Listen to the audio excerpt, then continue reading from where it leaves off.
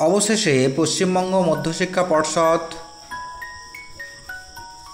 মাধ্যমিকের result publish করতে চলেছে।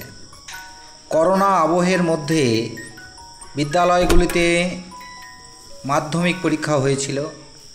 সেই মাধ্যমিক পরীক্ষার রেজাল্ট এক বিবৃতি দিয়ে 30/5/2022 তারিখের